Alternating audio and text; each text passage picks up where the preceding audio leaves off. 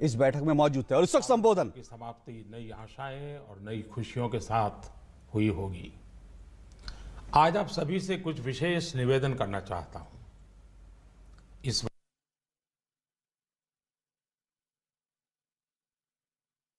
वार्ता में कुछ गंभीर विषय, कुछ महत्वपूर्ण निर्णय आपसे साझा करूंगा।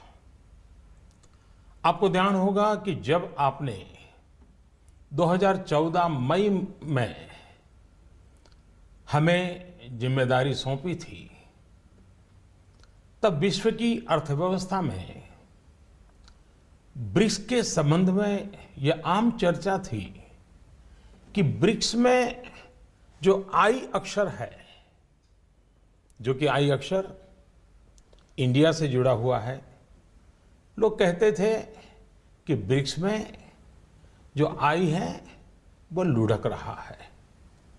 लगातार 2 साल के देशव्यापी अकाल के बावजूद भी पिछले 2.5 वर्षों में आप सब 125 करोड़ देशवासियों के सहयोग से आज भारत ने ग्लोबल इकोनॉमी में एक ब्राइट स्पॉट अर्थात चमकता सितारा के रूप में अपनी उपस्थिति दर्ज कराई है। ऐसा नहीं है कि यह दावा हम कर रहे हैं, लेकिन यह आवाज इंटरनेशनल मॉनिटरी फंड IMF और वर्ल्ड बैंक से गूंज रही है। बहनों भाइयों, विकास की इस दौड़ में हमारा मूल मंत्र रहा है सबका साथ, सबका विकास। यह सरकार गरीबों को समर्पित है और समर्पित रहेगी। गरीबी के खिलाफ हमारी लड़ाई का मुख्य शस्त्र गरीबों का देश की अर्थव्यवस्था एवं संपन्नता में सक्रिय भागीदारी यानी गरीबों का सशक्तिकरण, गरीबों का एम्पावरमेंट।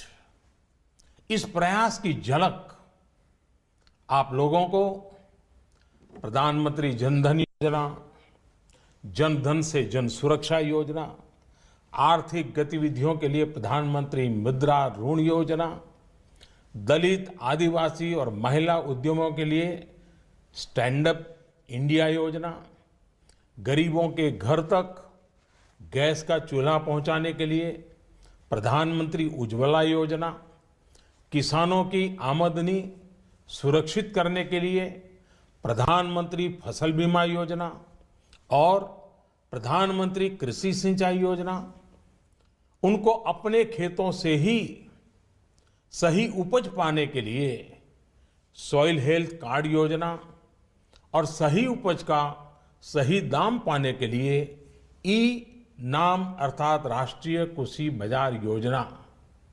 इन सब में ये साफ नजर आता है कि सरकार गांव, गरीब, किसान को समर्पित है। मेरे प्यारे देशवासियों, पिछले दशकों में हम ये अनुभव कर रहे हैं कि देश में भ्रष्टाचार और काला धन,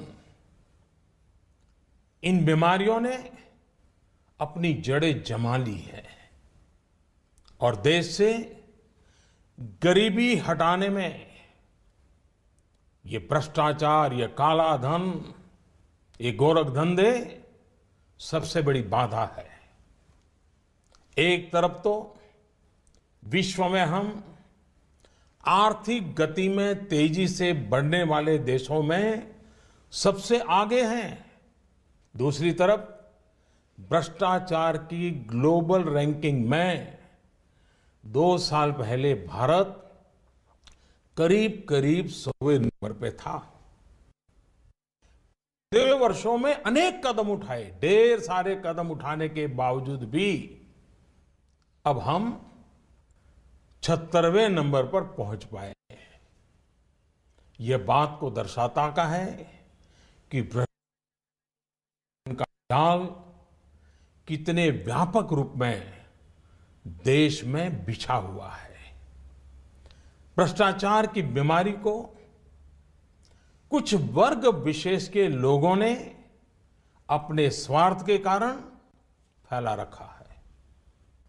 गरीबों के हक को नजरअंदाज कर ये खुद फलते फूलते रहे हैं। कुछ लोगों ने पद का दुरुपयोग करते हुए इसका भरपूर फायदा उठाया। दूसरी तरफ ईमानदार लोगों ने इसके खिलाफ लड़ाई भी लड़ी है। देश के करोड़ों नागरिकों ने ईमानदारी को जी करके दिखाया है। हम प्रायः यह सुनते हैं कि गरीब एक ऑटो ड्राइवर अपनी गाड़ी में छूट गई सोने के आभूषण वाले बैग को उसके असली मालिक को कैसे ढूंढता है और लौटाता है। कई बार हम सुनते हैं कि कोई टैक्सी ड्राइवर यात्रियों का कुछ सामान अगर छूट जाता है, मोबाइल फोन रह जाता है, तो अपने खर्चे से उनको ढूंढने जाता है और पहुंचा देता है। अरे सब्जी बेचने वाला भी, सामान्य दुकानदार भी अगर ग्राहक से गलती से ज्यादा पैसे ले लिए तो उसको भी बुला करके लौटा देता है। मेरे प्यारे देशवासियों,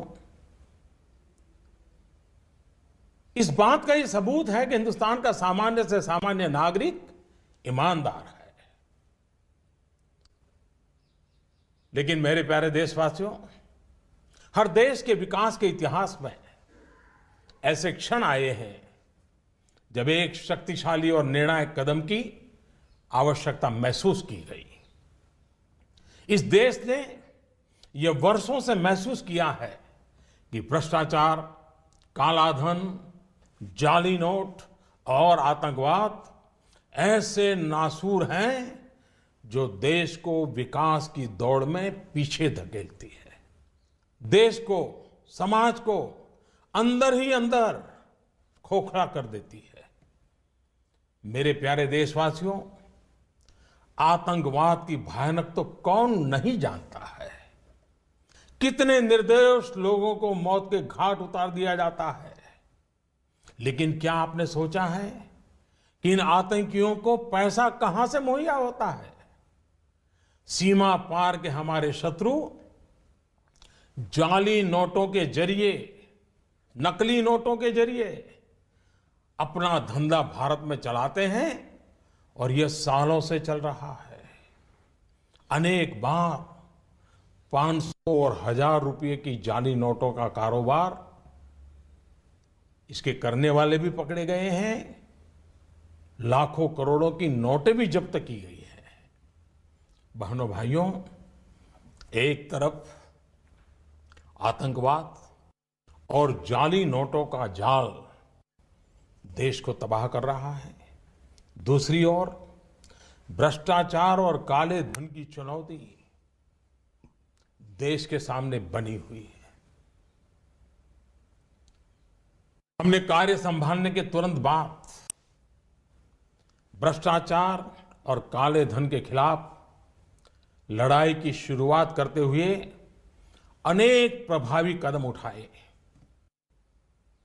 जैसे काले धन की जांच के लिए सुप्रीम कोर्ट के पूर्व जज की अध्यक्षता में एसआईटी का गठन किया। विदेशों में जमा काले धन के लिए 2015 में मजबूत कानून बनाने का हमने काम किया। काले धन को विदेशों से वापस लाने के लिए विभिन्न देशों के साथ टैक्स समझौतों में हमने परिवर्तन किया, नए समझौते किए।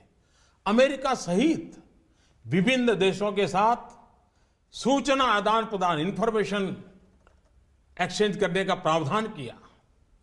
भ्रष्टाचारियों की बेनामी संपत्ति को रोकने के लिए अगस्त 2016 में एक और मजबूत कानून, इन सारे कानून से एक बहुत बड़े चोर दरवाजे को बंद कर दिया गया। देश में अघोषित आय को पेनल्टी के साथ घोषित करने की योजना में काफी बड़ी मात्रा में अघोषित आय उजागर हुई। मेरे प्यारे देशवासियों, इन सारे प्रयासों से पिछले 2.5 साल में भ्रष्टाचारियों से करीब करीब 1.25 लाख करोड़ रुपया, ये कम रकम नहीं है, 1.25 लाख करोड़ रुपए का काला धन बाहर लाया गया है।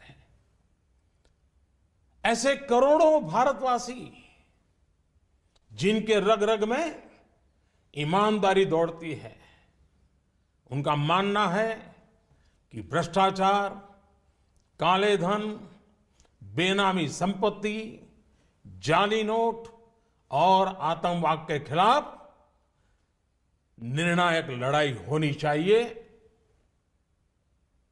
कौन ईमानदार नागरिक ऐसा होगा जिसे अफसरों के घर बिस्तर के नीचे से या जगह जगह बोरियों में करोड़ों रुपयों पाने जाने की खबर से पीड़ा न होती हो।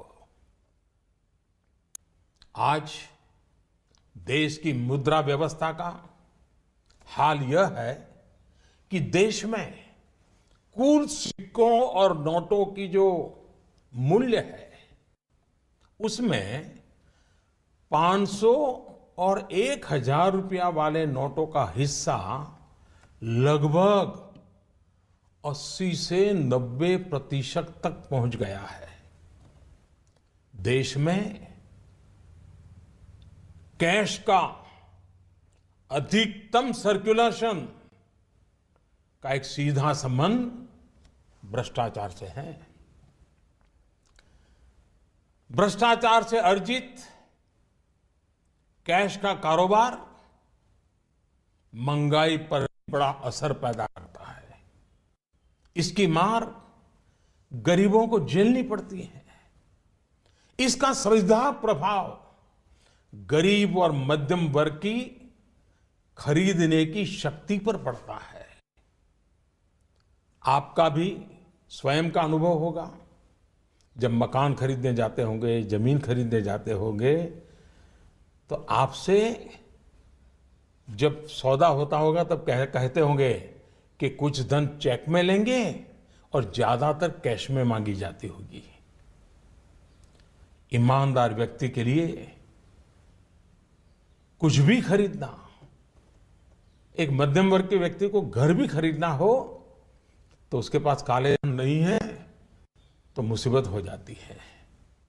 तो उसके पास कैश के इस धंधे के कारण मकान, जमीन, उच्च शिक्षा, चिकित्सा, ऐसे अनेक सेवाओं को, उन वस्तुओं को इन कारणों से उनकी मूल्य में कृत्रिम वृद्धि भी होती है, आर्टिफिशियल इंक्रीज होता है।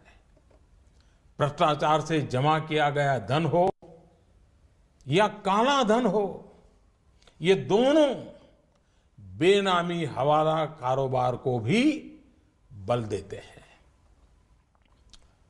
और हम जानते हैं हवाला का उपयोग आतंकियों ने हथियार की खरीद फरोख्त में भी किया है।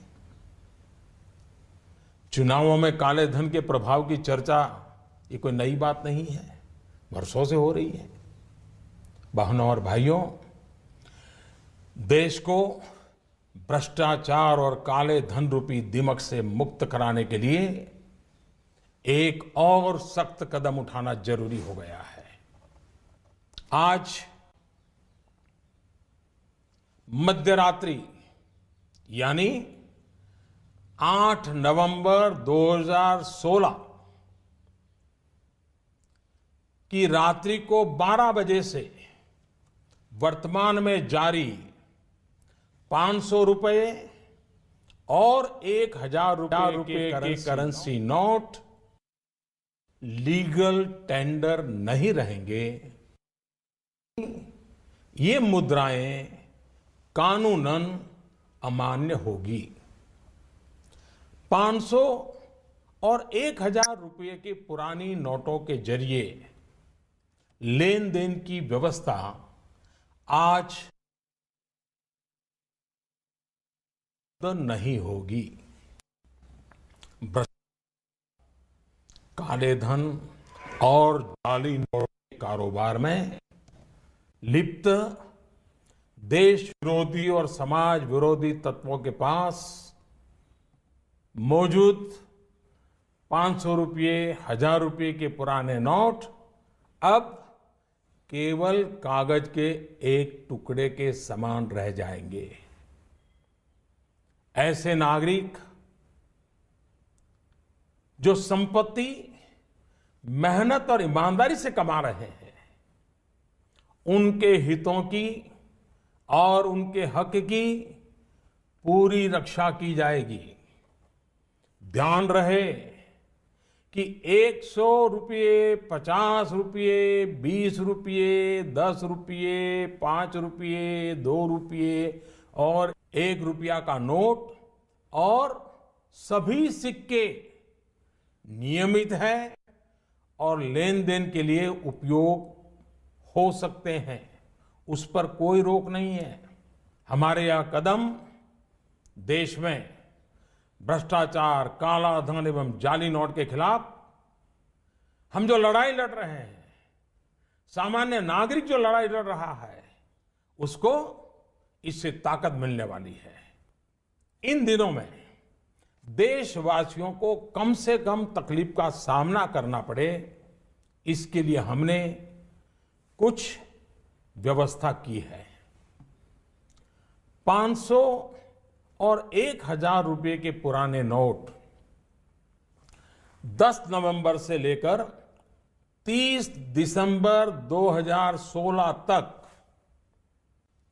आप अपने बैंक या डाकघर पोस्ट ऑफिस के खाते में बिना किसी सीमा के जमा करवा सकते हैं। आपके पास लगभग 50 दिनों का समय है। अतः नोट जमा करने के लिए आपको अफरा तफरी करने की कोई आवश्यकता नहीं है। आपकी धनराशि आप ही की रहेगी। आपको कोई चिंता करने की जरूरत नहीं है। 500 रुपये या 1,000 रुपये के पुराने नोटों को खाते में डालकर आप अपनी जरूरत के अनुसार फिर से निकाल सकते हैं। केवल शुरू के दिनों में खाते में से धनराशि निकालने पर प्रतिदिन 10,000 रुपया और प्रति सप्ताह 20,000 रुपये की सीमा तय की गई है। ऐसा नए नोटों की उपलब्धता को ध्यान में रखते हुए किया गया है। इस सीमा में आने वाले दिनों में वृद्धि कर दी जाएगी। खाते में जमा करने की सुविधा के साथ साथ एक दूसरी सुविधा भी दी जा रही है। तत्काल आवश्यकता के लिए 500 और 1,000 रुपये के पुराने नोटों को नए एवं मान्य नोट के साथ 10 नवंबर से 30 दिसंबर तक आप किसी भी बैंक या प्रमुख और उप डाकघर, हेड पोस्ट ऑफिस और सब पोस्ट ऑफिस के काउंटर से अपना पहचान पत्र जैसे कि आधार कार्ड, मतदाता कार्ड यानी कि voter card, passport, pan card इत्यादि सबूत के रूप में पेश करके आप नोट बदल सकते हैं। प्रारंभ में 10 नवंबर से 24 नवंबर तक 4,000 रुपया तक के पुराने 500 एवं 1000 रुपये के नोट बदले जा सकते हैं। 15 दिनों के बाद यानी 25 नवंबर से 4000 रुपये की सीमा में वृद्धि कर दी जाएगी। ऐसे लोग जो इस समय सीमा के अंदर अर्थात 30 दिसंबर 2016 तक पुराने नोट किसी कारणवश अगर जमा नहीं कर पाए, उनको 500 और 1000 रुपए के पुराने नोट बदलने का एक आखिरी अवसर भी दिया जाएगा। ऐसे लोग रिजर्व बैंक के निर्धारित ऑफिस में अपनी राशि एक घोषणा पत्र यानी डिक्लेरेशन फॉर्म के साथ 31 मार्च 2017 तक जमा करवा सकते हैं। 9 नवंबर और कुछ स्थानों में 10 नवंबर को भी एटीएम काम नहीं करेंगे। प्रारंभ में एटीएम से प्रति कार्ड प्रतिदिन निकाली जा सकने वाली राशि की सीमा 2000 रुपया रहेगी। फिर उसे कुछ अवधि के बाद बढ़ाकर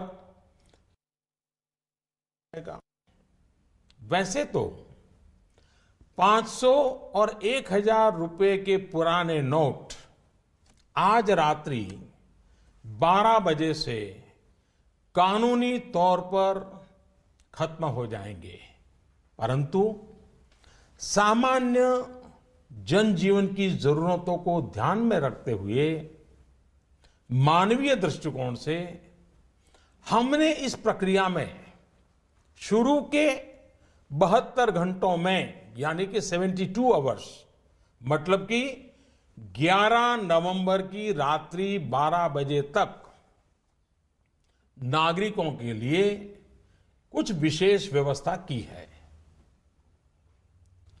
जैसे 11 नवंबर की रात्रि 12 बजे तक सभी सरकारी अस्पतालों में भुगतान के लिए पुराने 500 या 1000 रुपये के नोट स्वीकार किए जाएंगे।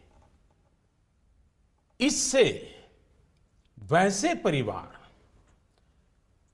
जिनमें कोई बीमार है उन्हें उपचार में कोई बाधा ना आए। ऐसे में यदि दवाई की दुकान की व्यवस्था है, यदि दवाई की दुकान की व्यवस्था है तो डॉक्टर के दिए गए पर्चे पर 500 और 1000 के पुराने नोटों से दवा खरीदने की सुविधा भी 72 घंटे तक उपलब्ध रहेगी। ऐसे ही 11 नवंबर की रात्रि 12 बजे तक रेलवे के टिकट बुकिंग काउंटर, सरकारी बसों के टिकट बुकिंग काउंटर और हवाई अड्डों पर एयरलाइंस के जो टिकट बुकिंग काउंटर पर केवल टिकट खरीदने के लिए पुराने नोट अर्थात 500 और 1000 रुपये के नोट स्वीकार करने की छूट होगी। ऐसा हमने उन परिवारों की जरूरतों को देखते हुए किया है जो इस समय यात्रा कर रहे होंगे।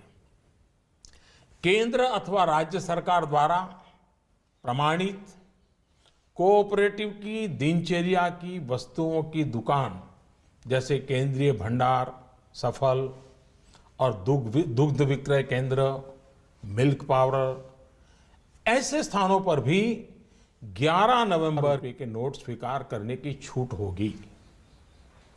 इस दौरान इन संस्थानों को प्रतिदिन अपने स्टॉक और बिक्री की सूचना रजिस्टर में रखनी होगी। सार्वजनिक क्षेत्र पब्लिक सेक्टर के पेट्रोल एवं CNG gas station, retail outlet, जहां पर पेट्रोल, डीजल और सीएनजी गैस की बिक्री के लिए भी 11 नवंबर की रात 12 बजे तक पुराने 500 और 1000 रुपए के नोट स्वीकार करने की छूट होगी। इस दौरान प्रतिदिन अपने स्टॉक और बिक्री की सूचना रजिस्टर में रखनी होगी। शवदाह गृह, श्मशान गृह, क्रेमेटोरियम, ऐसी जगहों पर भी 11 नवंबर की रात 12 बजे तक पुराने 500 और 1000 रुपए के नोट स्वीकार करने की छूट होगी। अंतर्राष्ट्रीय हवाई अड्डों पर विदेश से आ रहे या विदेश को जा रहे लोगों को अगर उनके पास पुराने 500 और 1000 के नोट है तो ऐसे नोटों की 5000 रुपया तक की राशि को नई एवं मान्य करेंसी नोटों से बदलने की सुविधा दी जाएगी। अंतर्राष्ट्रीय पर्यटकों को अंतर्राष्ट्रीय हवाई अड्डों पर विदेशी मुद्रा या 5000 रुपये तक के पुराने नोटों को नई एवं मान्य करेंसी नोटों से बदलने की सुविधा दी जाएगी। इन सारी सुविधाओं के अलावा मैं यह स्पष्ट करना चाहूंगा कि इस पूरी प्रक्रिया में नॉन कैश लेन देन में यानी चेक से पेमेंट हो, डिमांड ड्राफ्ट से पेमेंट हो, डेबिट या क्रेडिट कार्ड से पेमेंट हो अथवा इलेक्ट्रॉनिक फंड ट्रांसफर में कोई रुकावट नहीं आएगी। ये कारोबार पहले चलता था वैसा ही चालू रहेगा। इन सारे इंतजाम के बावजूद हमारे ईमानदार देशवासियों को अगर तकलीफ का सामना करना पड़ा तो अनुभव यह बताता है कि इस देश का सामान्य नागरिक देश की भलाई के लिए त्याग करने और कठिनाई सहने के लिए कभी भी पीछे नहीं रहता है। जब मैं सुनता हूं कि कोई गरीब विधवा एलपीजी सब्सिडी छोड़ने में आगे आती है, यह त्याग एक रिटायर्ड स्कूल टीचर में भी पाया जाता है जब वो पेंशन से स्वच्छ भारत कोष में अपना योगदान देने को आगे आता है। जब हम ये सुनते हैं कि गरीब आदिवासी मां बकरी बेचकर शौचालय बनाने के लिए पैसे लगा देती है, एक फौजी अपने गांव को स्वच्छ गांव बनाने के लिए 57,000 रुपये का दान देने के लिए आगे आता है। मैंने तो यह देखा है कि देश के सामान्य नागरिक की एक ही तमन्ना है कि वह कुछ भी कर गुजरने को तैयार है, बस देश का कल्याण हो। अतः भ्रष्टाचार, काला धन, जाली नोट और आतंकवाद के खिलाफ जंग में हम लोग थोड़ी सी कठिनाई, वह भी कुछ दिनों के लिए, तो झेल ही सकते हैं। मेरा पूरा विश्वास है कि देश का प्रत्येक नागरिक भ्रष्टाचार के खिलाफ शुचिता के इस महायज्ञ में एकजुट होकर के, मिल करके खड़ा होगा। मेरे प्यारे देशवासियों, दिवाली के पर्व के बाद अब ईमानदारी के इस उत्सव में, प्रामाणिकता के इस पर्व में आप बढ़ चढ़ करके हाथ बटाएं। मेरा पूरा विश्वास है कि देश के सभी राजनीतिक दल, राजनीतिक कार्यकर्ता, सामाजिक एवं शैक्षणिक संस्थाएं, मीडिया, समाज के सभी वर्ग इस महान कार्य में सरकार से भी ज्यादा बढ़ चढ़ करके भाग लेंगे, सकारात्मक भूमिका अदा कराएंगे और इस पवित्र कार्य को सफल बना के ही रहेंगे। मेरे प्यारे देशवासियों, ये बातें जब सब मैं आपके सामने रख रहा हूं, इसी समय सरकार के अलग अलग विभागों को भी जानकारी हो रही है। बैंक हो, पोस्ट ऑफिस हो, रेलवे हो, अस्पताल हो, उनके अधिकारियों को भी इस विषय की इसके पहले कोई जानकारी नहीं मिली है, क्योंकि इस काम में गोपनीयता बहुत ही आवश्यक थी। ऐसी स्थिति में रिजर्व बैंक सभी बैंक्स और पोस्ट ऑफिस को कम समय में बहुत सारी व्यवस्था करनी उनके सामने है, बड़ा है। इस व्यवस्था में कुछ समय तो जाएगा, इसलिए रिजर्व बैंक ने यह फैसला लिया है कि 9 नवंबर को सभी बैंक पब्लिक कार्य के लिए बंद रहेंगे। नागरिकों को असुविधा होगी। मेरा पूरा भरोसा है कि बैंक और पोस्ट ऑफिस के काम करने वाले सभी साथी देश हित में इस पवित्र कार्यक्रम को सफलतापूर्वक परिपूर्ण करेंगे। भूतकाल में उन्होंने ये करके दिखाया है। मेरा जनता जनार्दन से इतना ही आग्रह है कि सभी नागरिक धैर्य रखते हुए सभी बैंक्स और पोस्ट ऑफिस के अधिकारियों को सहयोग करें। यही मेरी उनसे आग्रहपूर्वक विनती है। बहनों और भाइयों, समय समय पर मुद्रा व्यवस्था को ध्यान में रखकर रिजर्व बैंक केंद्र सरकार की सहमति से नए अधिक मूल्य के नोटों को सर्कुलेशन में लाता रहा है।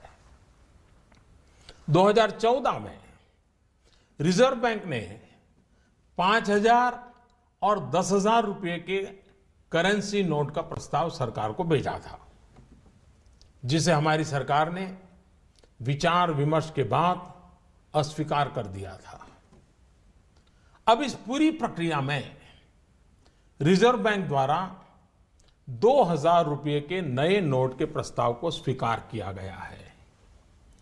पूरी तरह से नए तौर पर डिजाइन किए गए 500 रुपए और 2,000 रुपए के नए नोट, नए करेंसी नोट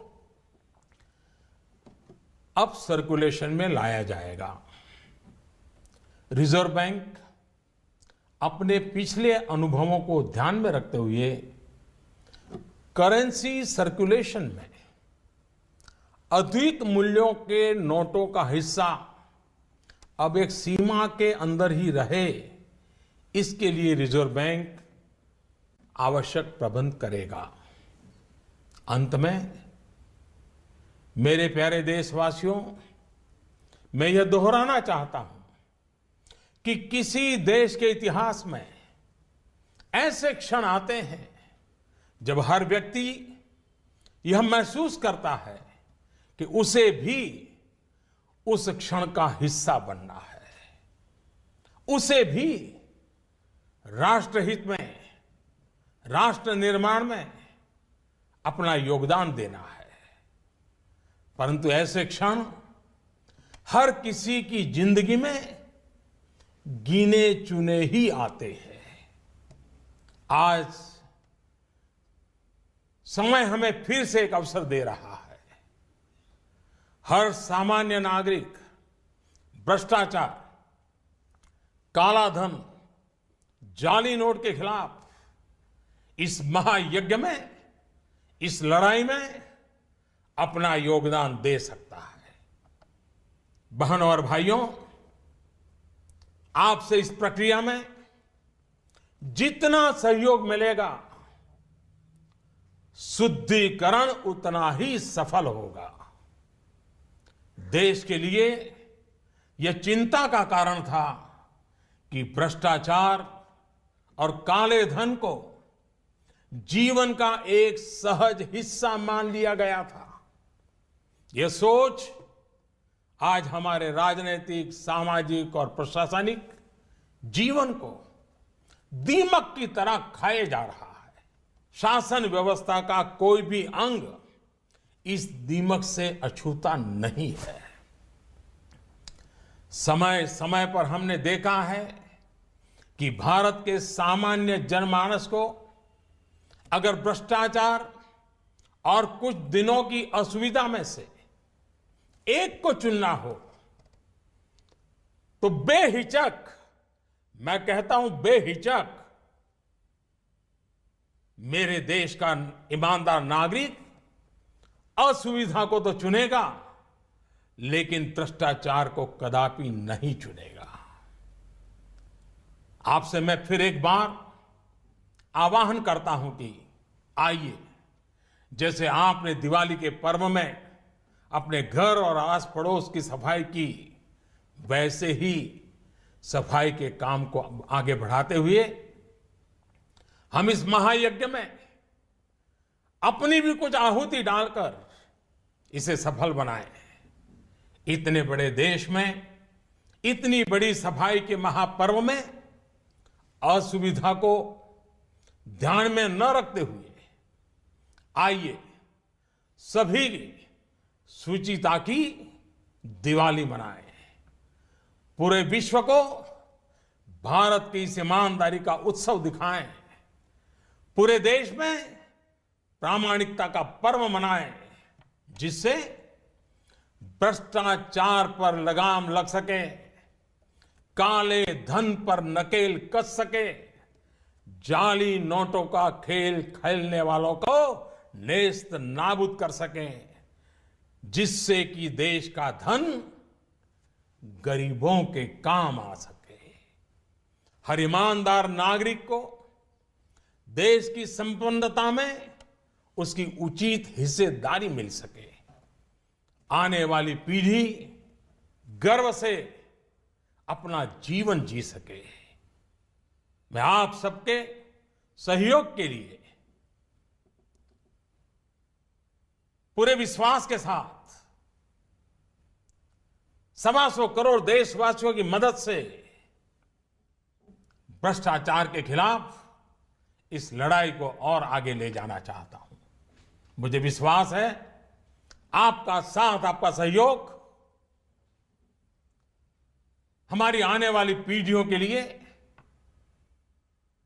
प्रेरक बनेगा।